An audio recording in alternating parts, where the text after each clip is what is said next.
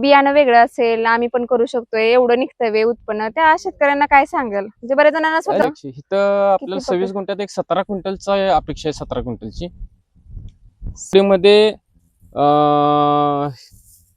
72 तर बी असतील, हे 70 पण आता निघू खोटच शकते. असेल नाही नाही, म्हणजे खोटं काय नाही. कसं आहे, जसे ते असं काय राहतं बियाणंच काय? काय नाही, बियाणं कसलंही असू दे, त्यात पिकवायची आपली ताकद पाहिजे, एवढंच. नमस्कार, मी प्रियांका बदने. मी सध्या आहे कौलापूर या गावामध्ये, तालुका मिरज, जिल्हा सांगली. आज आपण एक वेगळा म्हणजे शेतकऱ्यांच्या जवळचा विषय बघणार आहे. शेतकरी म्हटलं की तो सतत उन्हाळा असू देत, पावसाळा असू देत, हिवाळा असू देत, तो राबत असतो आपल्या शेतामध्ये, खूप कष्ट करत असतो. आणि हे कष्ट करत असताना तो जेवढा खर्च घालतो जो खर्च घालतो आणि त्याच्यामधून उत्पन्न नाही मिळालं तर तो शेतकरी खचत असतो, नाराज होत असतो. परंतु आज आपण अशी काही उदाहरणं बघतो जे शेतकरी प्रगतशील शेतकरी म्हणून ज्यांच्याकडे बघितलं जातं. आणि ती उदाहरणं बघणं का आवश्यक आहे? जे शेतकरी खचून जातात त्यांच्यासाठी हे ऊर्जा देणारी ही उदाहरणं असतात. तर आज आपण या व्हिडिओच्या माध्यमातून हेच बघणार आहोत. एका शेतकऱ्याने खऱ्या अर्थानं 4 एकराच्या हा तुम्ही पाठीमागं बघताय, हा 4 एकराचा हा तळ आहे आणि याच्यामध्ये त्यांनी गव्हाचं पीक घेतलेलं होतं आणि त्यांना एकराला 27 क्विंटल एवढं त्यांना उत्पादन निघालं आणि 4 एकरामध्ये 109 क्विंटल उत्पादन त्यांनी गव्हाचं घेतलेलं आहे. खऱ्या अर्थाने हे शक्य वाटत नाही, कारण एवढं जास्त प्रमाणात उत्पन्न निघत नाही. हे शेतकऱ्याला जो शेती करत असतो त्याला माहिती आहे. तर आपण या माध्यमातून त्यांच्याकडून जाणून घेणार आहोत, त्यांनी सुरुवातीपासून गहू लावण्यापासून ते काढण्यापर्यंत कशा पद्धतीने नियोजन केलेलं होतं, कोणकोणत्या प्रकारे त्यांनी इतर शेतकऱ्यांच्या पेक्षा काय असं वेगळे केलेलं होतं ज्याच्यामुळे त्यांना एवढं जास्त प्रमाणात उत्पन्न निघालं गव्हाचं. त्याचा दुसरा पण प्लॉट आहे, तो पण बघणार आहोत, ज्याचा त्यांनी ह्याच प्रकारे त्याचं पण हार्वेस्टिंग ह्याचं झालंय. परंतु तो प्लॉट पण आपण बघणार आहोत. त्या माध्यमातून आपल्याला समजणार आहे कशा पद्धतीनं ते गहू कशा होते आणि कशा पद्धतीने एवढं त्यांनी जास्त प्रमाणात उत्पन्न घेतलं. बघूया या व्हिडिओच्या माध्यमातून दादा आपल्याला काय सांगता येते. तर आपल्या सोबत आहेत हेच शेतकरी ज्यांनी विक्रमी उत्पादन गव्हाचं घेतलेलं आहे या 4 एकराच्या क्षेत्रामध्ये. तर नमस्कार दादा. नमस्कार. पहिल्यांदा तर प्रेक्षकांना तुमचा परिचय करून द्या. माझं नाव अभय नलावडे. सगळे मला अभय नलावडेच नावाने ओळखतात बाहेर, म्हणजे आपल्या ऑनलाईन साठी. माझं ओरिजिनल नाव आहे मोहन नलावडे. आणि दादा सुरुवात तर सांगा की तुमची शेती किती आहे? माझी शेती 15 एकर आहे. 15 एकर. 15 एकर मध्ये आपण 2 एकर चिक्कूची बाग आहे. आता हार्वेस्टिंग झालेला ऊस आपला 7-7.5 एकर ऊस झाला. पाठीमागे दिसते ते ही चिक्कूची बाग आपलीच आहे आणि 6.5 एकराच पट्टे हे ऊस होता आता 265 जातीचा. आणि हे आपलं 4 एकर गहू आणि आपलं गावाला लागून एक अर्धा पाऊण एकर आहे, तिथे पण गहूच आहे. ह्यातून राहिलेले बियाणं आपण तिकडे वापरले. मग आता तुम्ही ऊस पण म्हणताय, चिक्कू पण आहे याच्यामध्ये आणि हा गहू, मग गहू लावायचं त्याचं ते कसं ठरवलं? म्हणजे गव्हाचं पीक घ्यायचं ह्यावेळी ऍक्च्युली आपण गहू हे पीक पहिल्यांदाच घेतलेलं आहे. पहिल्यांदाच घेतलेलं आहे. ह्याच्या आधी आपण ज्वारीमध्ये पीक घेतो आपण कायमच. म्हणजे आपली एक फॅसिलिटी आहे ज्वारीमध्येच. पण ज्वारीच कसं झालंय, ह्या वर्षी मार्केटिंगला माल भरपूर आल्यामुळं गहू करायचं असं ठरवलं. म्हणजे तुम्हाला म्हणजे कायम तुम्ही इथं ज्वारीच घेत होता ना? ज्वारीच असते आपली कायम. मग दर भेटत नाही म्हणून तुम्ही गव्हाचा विचार केला? ह्या वर्षी गव्हामध्ये ट्राय केलं. आता तुमच्या आजूबाजूचा एरिया असेल तिथं मग गव्हाचं कोणी उत्पन्न नाही पीक कोणीच घेतलेलं नाही. गावामध्ये आहेत, पण एवढं 4 एकरावर कोण घेत नाही इथे. कारण सगळं द्राक्ष बागायत आणि ऊसपट्टा असल्यामुळं एवढं गव्हाचं उत्पादन कोण घेत नाही. तुम्ही कसं काय धाडस केलं की काय ह्या वर्षी गहू करायचं? म्हणजे ज्वारीचं दर सांगितलं तुम्ही, तरी पण थोडस रिस्क वाटली असेल पहिल्यांदा घेत असताना? पहिला रिस्क वाटली, पण कसं आहे, मी जर माहिती घेतली आणि मित्र मंडळी आपले कृषी अधिकारी आहेत, आपले ओळखीचेच आहेत, मित्रच आहेत माझे, त्यांच्या साथीनं सक्सेस झाला प्लॉट. ह्याचं बियाणं कुठलं होतं? म्हणजे ह्याचं बियाणं MSCS 6478 बियाणं आहे. हे आपल्याला पुण्यात आगरकर रिसर्च सेंटर म्हणून एक आहे, त्यांनी हे विकसित केलेलं वाण आहे. मग युट्यूबवर आपण माहिती काढून हे वाण आपण यूज केलंय. तुम्ही कृषी अधिकाऱ्यांशी आधी चर्चा केली, म्हणजे त्यांच्याशी बोलून हो, त्यांच्याशी सगळं चर्चा करायला लागते ना. नवीन बियाणं आणले म्हणल्यावर चर्चाही करायलाच पाहिजे. सुरुवातीपासून काय कशा पद्धतीने तुम्ही गेला हार्वेस्टिंग होईपर्यंत? सुरुवातीला आपण 40 किलो एकर प्रमाणे बियाण पेरलं. आपला ट्रॅक्टर आहे, आपल्या मशीनच आपणच पेरणी केली. म्हणजे टोकलेलं नव्हतं, पेरणी केलेली. कारण एवढं क्षेत्र पण मोठं त्याच्यामुळे त्याला मजूर खर्च येणार ना, त्यामुळे स्वतःच ट्रॅक्टर आहे आपला. पेरणी मशीन पण स्वतःचीच आहे. आपण 40 किलो एकर प्रमाणे बियाण पेरलं आणि पेरल्यानंतर 13 दिवसानंतर आपण अमिनो कॉम्बीचा एक स्प्रे मारला. हा. पेरताना आपण 19-19चा पोत एक टाकलं होतं. पेरताना एक पोत पेरले 4 एकराला. म्हणजे थोड्या प्रमाणात आपण पेरणी केली ते बियाबरोबर, म्हणजे मुळीला ताकद लागावी म्हणून. म्हणजे सगळ्यात सुरुवातीला. हा, सुरुवातीला. नंतर एक 10-12 दिवसांनी आपण अमिनो कॉम्बीचा एक स्प्रे मारला. त्यामुळे जरा काळुकी आली, पानासनी काळुकी आल्यामुळं झाड असं ताकदवान होतं ना. बरोबर. मग नंतर आपण बैलाची कोळपं मारलं. भांगलणीचा काही खर्च केलेलाच नाही आपण. भांगलणी पूर्ण ह्याच्यामध्ये नाही, भांगलणी काहीच नाही. कुठे तणही तुम्हाला कुठेही दिसणार नाही. मग ती भांगलणी केली नाही कसं काय? म्हणजे भांगलणी म्हणजे आपल्याकडे गावात आमच्या बैलवाले आहेत, त्यांनी गव्हामध्ये कोळपं मारायसाठी कोळपे तयार केलेले आहेत. त्यामुळं खुरपणीचा काहीच खर्च नाही आपल्याला आलेला. गावामध्येच तयार केलं. 600 रुपये एकर प्रमाणे आपल्याला साईचूक 2400 रुपये खर्च आलाय, म्हणजे कोळपं मारायचा. आणि नंतर आपण पिकाच्या वाढीसाठी आपल्याला झिंक, फेरस, मॅग्नेशियम आवश्यक असतं. ते याचा एक स्प्रे मारला परत. किती दिवसांनी? ते 27-28व्या दिवसानंतर एक मारला. परत चिकटा किंवा छी पडू नये म्हणून, मिलीबग पडू नये म्हणून आपण रोगरचा एक हात मारला. आणि परत 15 दिवसांना रोगरचा आणखीन एक हात मारला. परत 2 हात रोगरचे झाले.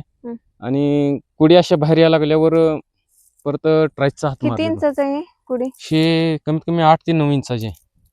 एका कुडीमध्ये कमीत कमी मला वाटते 74-75 बियाणं आहे. तुम्ही मेजू शकता त्यात. एका कुडीच्या ह्याच्यामध्ये 4 बिया आहेत. 4 आहेत. असं कोणाच्या ह्याला येत नाही. आपल्या औषधाचं आणि खताचं नियोजन व्यवस्थित परफेक्ट झाल्यामुळं एवढं भरलं ते. पाण्याचं कसं केलं? पाणी आपलं 3 होल आहेत आपले, बोरवेल आहेत. त्यामुळं पाणी व्यवस्थापन तर व्यवस्थित झालं. पाटानं पाणी दिलं. पाटानं पाणी दिलेलं आहे. काय अडचणी आल्या करत असताना तुम्हाला? अडचण म्हणजे मजुरांची खूप अडचण आहे. स्वतः सगळं करायला लागलं पूर्ण हार्वेस्टिंग होईपर्यंत. हो. औषध सगळं स्वतःच मारलेत. मग किती वेळ तुमचा जायचा शेतामध्ये? सकाळी कसं आमचं टाइम टेबल लाईटीच कसं आहे, सकाळी 7 ते 4 वाजेस्तोर लाईटीच टाइम टेबल आहे. पाणी पाजायचं 4 वाजेस्तोर आणि तिथनं पुढे मग औषध मारायचे. रोज 10 पंप मारायचे. रोज 10 पंप डेली, रोज 10 पंप मारायचे. त्याशिवाय ते आवरतच नाही ना. रोज 10 पंप मारायचे, रोज 1 एकर मारायचे. असं औषध मारत परत आणि दुसरा हात मारायचा, तिसरा हात मारायचा. थांबणार नाही, कंटिन्यू 2 महिने ह्यातच गेलेत औषध मारणे. त्याशिवाय ते पिकाचं नियोजनच बसत नाही ते. दादा, तुम्ही आता म्हणताय तुम्ही आता शेती पण करताय, तुमचं क्षेत्र पण 15 एकरच तुमचं आहे. तुम्ही विविध असं घेतलेत, म्हणजे गहू आताच घेतलंय, पण त्याच्या अगोदर ज्वारी पण घेतली. मग हे करत असताना आता तुम्ही सांगताय औषध फवारणी, म्हणजे रोज 10 पंप तुम्हाला मारावे लागत होते. मग ही रासायनिक फवारणी आहे, मग त्याचं तुम्हाला वाटतंय का? म्हणजे पीक तर येते चांगलं, पण हे रासायनिक केमिकलचा शरीरावर पण परिणाम, म्हणजे हे गहू जरी असले तर ह्याच्यावर आपण फवारणी केली भरपूर प्रमाणात, मग ते आरोग्याला नुकसानकारक अपायकारक कसं असतं औषधाचं? कसं असते, आता समजा ट्राईस आपण बुरशीनाशक, फुफुंदनाशक म्हणून मारलेला आहे, म्हणजे तांबेरा पडू नये म्हणून. त्याची कालावधी कसा असतो? 15 दिवसाचा असतो. मग हार्वेस्टिंगच्या आधी आपण किती 1 महिना आधी मारलेला आहे ते. तोपर्यंत त्या औषधाचा अंश राहत नाही. त्यामुळं एवढं काय असं हे होत नाही. आपण काय, हे आपलं कोरडभाऊ पीक असल्यागत आहे. बागायत मध्ये जर तुम्ही द्राक्ष पिकामध्ये किंवा वांग्यामध्ये गेला तर ते त्यामध्ये राहतात. हे वाळून जातं ना ते, त्यामुळे त्यामध्ये ते औषध राहत नाही. ते खर्च किती आला? म्हणजे उत्पादन टोटल बघा, आपले खर्च, औषध, पाणी सगळं टोटल आणि हार्वेस्टिंग, पोती आणि ह्यामध्ये टाकलेला आपण पावडर लावलेली, आपण बियाण्यासाठी आपण पावडर लावलेली, टोटल खर्च माझा 55. आम्ही कालच वहीमध्ये लिहिलं, ते हिशोब केला. 55,000 रुपये आपले टोटल ह्या 4 एकरासाठी गेलेले आहेत बियाण्यासहित. 55,000 सगळं स्वतः केल्यामुळे एवढं. स्वतः जर आपण मजूर लावून जर केला असतं तर 1 लाखाच्या पण पुढे गेला असता आपला खर्च. म्हणजे एकरी म्हटलं तर आता तुम्हाला शेती जास्त आहे, त्यामुळे तुमचा हा, जर समजा आता सामान्य किंवा ज्याला कमी शेती आहे, तुमचा 1 एकरामध्ये सांगायचं म्हटलं तर किती खर्च होणार साधारणतः? स्वतः करायचं म्हटलं तर एकरी नाही म्हटलं तर बघा, एक 10,000 ते 15,000 रुपये खर्च येईल. 15,000 पण येईल माझ्या आणि ते अंदाजे. स्वतः करणार असेल तर. आणि तुम्ही ते गावामध्ये तुमच्या काय म्हटलं असं ते बैलाचे कोळपे मारलेले ते पण चालते. ते काय 600 रुपये एकर मध्ये प्रमाण आहे. ते काय करते म्हणजे ते कसं? ते बैला आपण कसं शाळवामध्ये कोळप मारतो नाही, तसं हे बैलामध्ये शाळवामध्ये कसं 18 इंचाचा फट असतो, ह्यामध्ये कसं 9 इंचाचा फट आहे. मग त्या 18 इंचामध्ये मध्ये कट मारून का नाही हे केलं, कोळप्यामध्ये 8-8 इंच असं केले आणि मध्ये 2 बोटाचा कट मारलेला, त्यामुळे 1 फट त्यामधनं जातो कट केलेल्या ह्याच्यात. असं म्हणजे आपल्या इकडे दिसत नाही असं, नाही म्हणजे नाही, हे तुमच्या इथं. आमच्याकडेच आहे. हे आमच्याच म्हणजे आम्हीच डेव्हलप केलेलं आहे आमच्यासाठीच. होय, असं अजून असं कसं बाहेर केलेलं नाही. दोघा तिघांच्याकडेच आहेत फक्त गावामध्ये. गावामध्ये. असं कोण नाही केलं, करत नाही तसं कोण. गव्हाचं असं पीकच नाही असं मोठं कोणाचं. एवढं आणि जास्त एवढं क्षेत्र मोठं कोणच करत नाही. आता इथे तुम्हाला कुठेही तुम्हाला गहू दिसणार नाही. पूर्ण इथं आणि ह्या आपल्या गावात ह्या राहू देत, आजूबाजूला पण नाही दिसत. आजूबाजूलाही गहू इथे कुठेच नाही गहू. आपलाच गहू आहे तेवढा. आणि पहिल्यांदाच प्लॉट केलाय, पहिल्यांदाच सक्सेसफुल झालाय. आता ह्याचं म्हणजे कसं केलं हे विक्रीचं, हे कसं, कारण विक्रीचं एवढं आता नियोजन कसं आहे आपलं, आता गल्लीमध्ये आपल्या जवळजवळ 80-90 पोती बुक झालेलीच आहेत. अगोदरच. हो, अगोदरच बुक. कारण गहू कोण करतच नाही ना. हा, ते महत्वाचं. त्यामुळं तसा विचार ते केलेला सगळं का दादा नियोजन तुम्ही? करून, सगळं बाहेरचं व्यवहारचं नियोजन करूनच केलेलं आहे. कारण दादा शेती कसं आणि होते माझे नियोजन. फेसबुकला पण ग्रुप आहेत, व्हॉट्सअपला हा. ग्रुप आहेत आमच्या गावातले, त्यामुळं सगळं सक्सेसफुल. म्हणजे एक त्यामुळे शेतकरी असला तर ते नियोजन असलं तरच नियोजन होतंय, नाही बद्दलच तिथं केलं फसलं की सगळं पुढं सगळं फसत पुढं जातंय. हे होतं. आपण दुसऱ्या प्लॉट मध्ये सगळं दाखवू शकतो. तिथं आहे आपला अजून हा, म्हणजे अजून आपल्याला तिथे ते एक आहे. अर्धा एकर आहे. तिथे एक माझ्या मते 12-13 क्विंटलचा उतारा पडेल. तिथं 26 गुंठ्याचा प्लॉट आहे तो. ते मागून हे केलेलं हा, सगळं मागून म्हणजे ह्यामध्ये बियाणे एक शिल्लक राहिलं होतं आपले, एक बॅग शिल्लक राहिली होती हा. 26 किलोची. हम्म. ते तिकडे आपण पेरलं. तिकडे आपले ऊस बीस असतो ना, हा. मग ऊस पीक कॅन्सल केलं तिकडं. कारण ह्या रानामध्ये आता पुढल्या वर्षी ऊस करायचं, बियाणं पाहिजे ना आपल्याला. मग तिथे बियाणं करायचं होतं, पण शिल्लक राहिल्यामुळं. इथं मागच्या वेळी ज्वारी होती का? हा, इथं ज्वारी होती. मग त्याच्यापेक्षा म्हणजे तुम्हाला वाटतंय का नाही, आता ज्वारीपेक्षा ह्या वर्षी माझ्या फायद्यात? मते 30 ते 35 क्विंटल उतारा जास्त पडलेला आपल्याला ज्वारीपेक्षा पण. 35 क्विंटल हो, जास्त. कारण ज्वारी आपण 70 ते 75च क्विंटल काढू शकतो यामध्ये. बरोबर. पण ज्वारी सारखा पीक नाही कुठले. चालते, बघूया तिकडचा प्लॉट हो. आपण, म्हणजे आपल्याला बघायला हो, शेतकऱ्यांना चालेल पण. ना, चालेल. दादा हे किती क्षेत्र आहे? हे 26 गुंठा आहे. यामध्ये आपण 26 किलो बी पेरलेला आहे. 26 किलो, 26 गुंठ्यामध्ये गुंठा जे गुंठ्याला 1 1 किलो. किलो प्रमाणे. तर किती अपेक्षा, आता ते तर हार्वेस्टिंग केले तुम्ही, म्हणजे 109 पर्यंत त्याचं निघालं. इथं आपल्याला किती 26 गुंठ्यात एक 17 क्विंटलचा अपेक्षा आहे. 17 क्विंटलची. 17 क्विंटल. 17 क्विंटल सहज पडेल एवढं मला असं वाटतं. कारण प्रत्येक कुडीमध्ये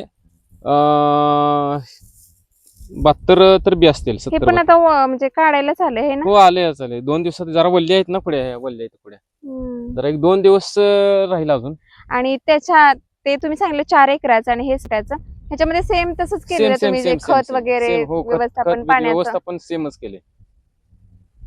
बदल काय नाही झालेला. दादा आता बरेच जण शेतकरी असं म्हणतात की बियाणं वेगळं असेल, आम्ही पण करू शकतोय, एवढं निघतंय उत्पन्न, त्या शेतकऱ्यांना काय सांगाल? म्हणजे बरेच जणांना स्वतः निघू खोटंच शकते. असेल. नाही म्हणजे खोटं काय नाही. कसं आहे, जसे ते कष्टाच्या ह्याच्यावर अवलंबून असते. तुम्ही किती ह्यामध्ये या शेतीमध्ये तुम्ही राबाल, त्याच्यात 2 पटीन तर का होणार ते देतच ते आपल्याला. म्हणजे बियाणाचं काय बियाणंच काय नाही, बियाणं कसलंही असू दे, त्यात पिकवायची आपली ताकद पाहिजे, एवढंच. बघा दादा किती महत्वाचं सांगते, तुमच्यात कष्ट करण्याची जिद्द पाहिजे. जिद्द भावानं असेल. आम्ही पेरताना आम्ही जी माहिती काढली ह्या बियाणाची, आता हे 68-78 बियाणं आहे. हे 2000 मला वाटतंय 2019 साली हे ओपन झालेलं आहे, म्हणजे पेरणीसाठी. आपल्याकडे आता आले हे ब्रीडर बियाणं आहे आणि C1 बियाणं आहे. म्हणजे आपण कसबी डिग्रज मधून हे आपण बियाणं उपलब्ध करून घेतलेलं आहे. त्यांच्या माहितीनुसार एका शेतकऱ्याकडून आपण उपलब्ध करून घेतलं. तेव्हा तुम्हाला असं सांगितलं असेल किती निघू शकते, असा अंदाज सांगितलेला का? हेक्टरी 42 ते 45 क्विंटल निघेल असं सांगितलं त्यांनी. पण आपलं हेक्टरी 56 ते 60 क्विंटल पर्यंत गेलोय आपण. म्हणजे हे फक्त कष्टामुळेच होऊ शकते, म्हणजे जे कारण द्यायचे टाइम टू टाइम औषधं, आणि जे औषध आपल्याला मिळाले नाही ते आपण बाहेरून मागवून आणि घेतलेत. जे आता ट्रायस म्हणा, ट्रायस आपल्याकडे हे तर कोण मारत नाही ट्रायस. मग ते ट्रायस कशासाठी केले? भात पिकासाठी तांबेरा पडू नये म्हणून ते आम्ही रत्नागिरीसून मागवून घेतलं ते औषध. रत्नागिरीहून मागवून घेतलं. असं आहे ना. चालतंय. खूप तुम्हाला खरं दादा शुभेच्छा की तुम्ही पहिल्यांदाच केलं आणि तुम्हाला एवढं चांगलं उत्पन्न मिळालं. पेरणीपासून काढणीपर्यंत, हार्वेस्टिंग झाल्यानंतरच आणि पुढचं नियोजन म्हणजे आपण हार्वेस्टिंग केलं, गहू काढला, गहू ओतला हार्वेस्टर वरून, त्याच्यावर पुढचं नियोजन म्हणजे हे आपण समजा बायचान्स आपल्याला गिऱ्हाईक नाही लागलं, समजा आपण साठवणूक करून ठेवली, समजा उशी लागते. पण तुमच्या इथे तर गहू नाही म्हणताय म्हटल्यावर ते विक्री होणारच.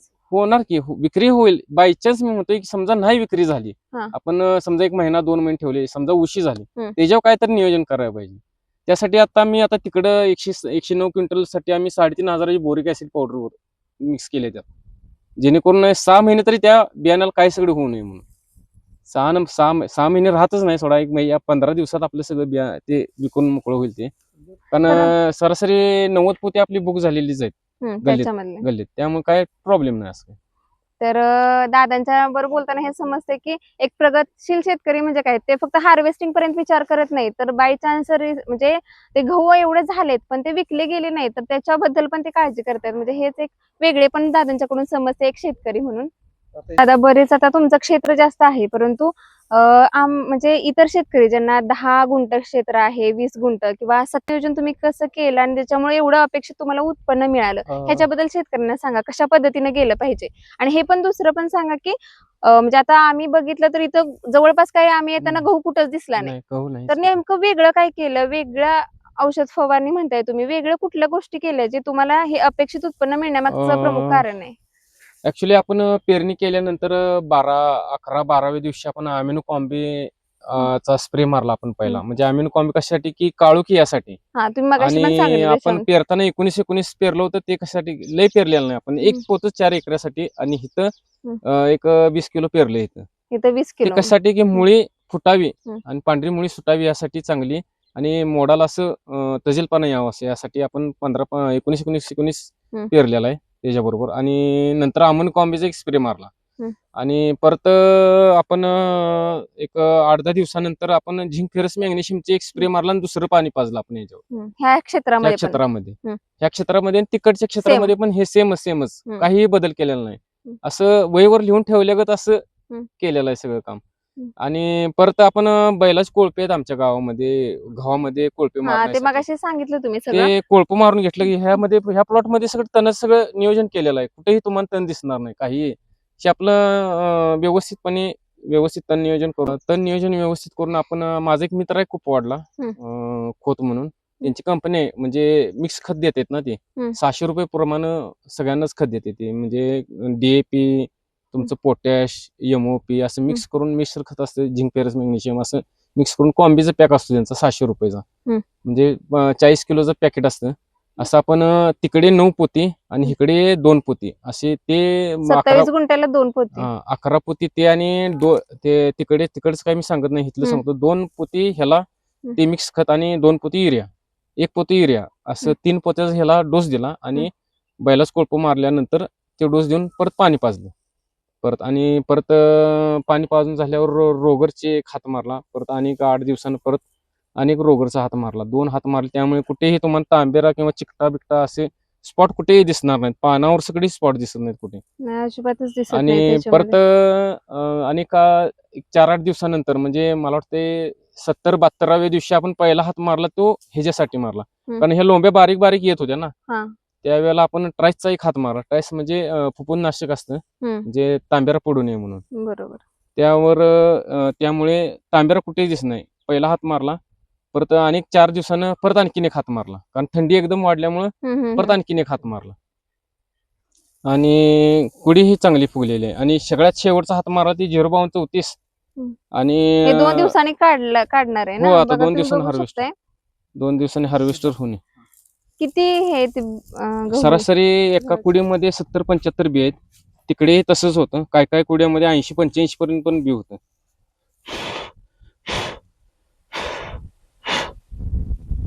हे बियाणं 1 नंबर मध्ये बोरॉन आणि 05234चे 2 हात बसलेले आहेत त्याच्यावर.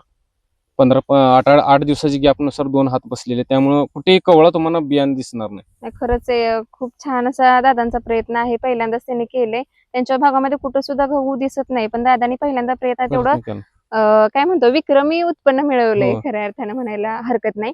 दादा आता जे शेतकरी आहे ज्यांचं क्षेत्र कमी असतं, 10 गुंठ्यापासून सांगा की किती म्हणजे किती किलो गहू लागणार 10 गुंठ्याचं क्षेत्र? 10 गुंठे आपण गुंठ्याला 1 किलो प्रमाणे बियाण पेरलेलं, आणि 1 किलोच बसतं ते.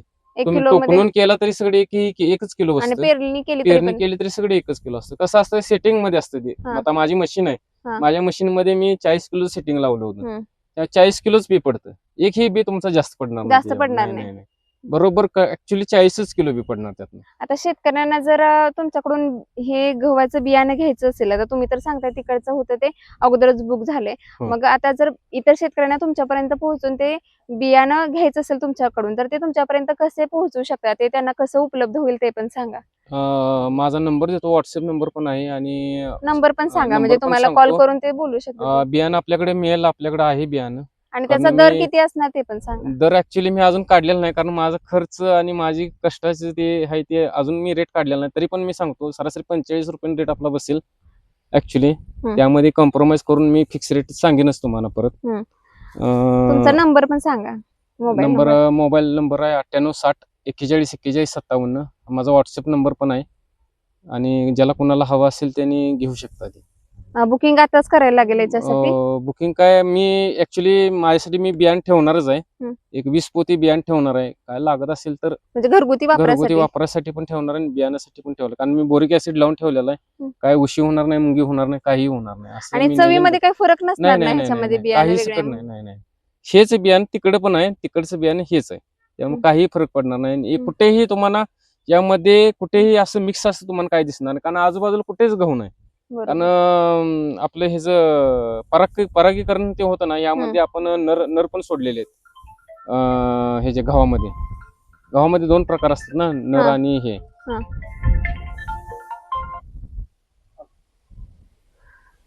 खरंच दादानी नंबर पण दिलेला आहे आणि कमी क्षेत्र असलं तरी पण त्यांना उत्पन्न चांगलं मिळू शकते. सगळ्यांना कष्ट करायची तयारी असेल तर काही होऊ शकतं. नक्कीच, हे तुमच्या ह्याच्यातूनच दिसतंय की तुम्ही एवढं उत्पन्न घेतलं तेवढ्या 4 एकरामध्ये, पण इथं पण तुम्ही अपेक्षा ठेवताय. आणि तुम्ही बघू शकता इथं त्या क्षेत्रामध्ये असणारा त्यांचा गहू 2 दिवसामध्ये तो 2 दिवसात हार्वेस्टिंग होईल ह्या गव्हाचं. आणि खरंच दादा सुरुवातीपासून शेवटपर्यंत दादांचं हेच मत आहे की बियाणं कुठलं पण असू देत, जर कष्ट करण्याची तुमची तयारी असेल, तुमच्यामध्ये धमक असेल, तर प्रत्येक शेतकरी अपेक्षेपेक्षा जास्त उत्पन्न घेऊ शकतो. कारण नाराज व्हायला कष्ट तुम्ही करणार नाही तर. बरोबर आहे ना? काय मत आहे, नाही, तुम्ही आता बरेच वर्ष शेती करताय किंवा मी गेली आता 12वी नंतर मी इलेक्ट्रिकल इंजिनिअरचं पहिलं वर्ष केलं. त्यानंतर शेतीच करायला लागलो. Electric engineering. हो, इंजिनिअरिंगचं पहिलं वर्ष केलं. एक 6 महिने गेलो, परत शाळेला परत काही झालंच नाही जायचं कामाच्या ह्याच्यातून. तेव्हापासून शेतीच करतोय. आणि शेतीमध्ये तुम्ही एक टॉपचं म्हणतात ना, तुम्ही कष्ट आहे तुमचं त्याच्यामध्ये, पण एक उत्कृष्ट नियोजन कशा पद्धतीने केलं पाहिजे, प्रत्येक गोष्टीचा विचार करून, म्हणजे फक्त हार्वेस्टिंग पर्यंतच नाही, त्याच्यानंतर पण काही रिस्क येऊ शकतील का, ह्या दोन्ही बाजूनी विचार करण्याची दादांकडून आपल्याला बोलताना समजलं की प्रगतशील शेतकरी म्हटलं ना, तर ह्या सगळ्याचा विचार करणं खूप महत्वाचं आहे. दादा तुमचं खूप अभिनंदन की तुम्ही 4 एकराच्या क्षेत्रामध्ये 109 क्विंटल उत्पन्न घेतलं आणि इथं पण तुम्ही तशीच अपेक्षा करत आहात. आणि खरंच तुम्हाला तसं उत्पन्न मिळेल, कारण तुम्ही बघितलं दादाने आता एका कुडीमधलं दाखवलं गहूचं बियाणं कसं आहे. तर खूप छान दादानी माहिती सांगितली. आणि हा व्हिडिओ खऱ्या अर्थानं प्रत्येक शेतकरी जो नाराज असतो, आपला खर्च जातो आणि आपल्याला उत्पन्न मिळत नाही, त्यांच्यासाठी ऊर्जा देणारा असेल असंच मला वाटतंय. त्यामुळे दादा तुम्ही एवढी महत्वाची माहिती प्रत्येक शेतकऱ्यांपर्यंत पोहोचवण्याचा प्रयत्न करत आहात.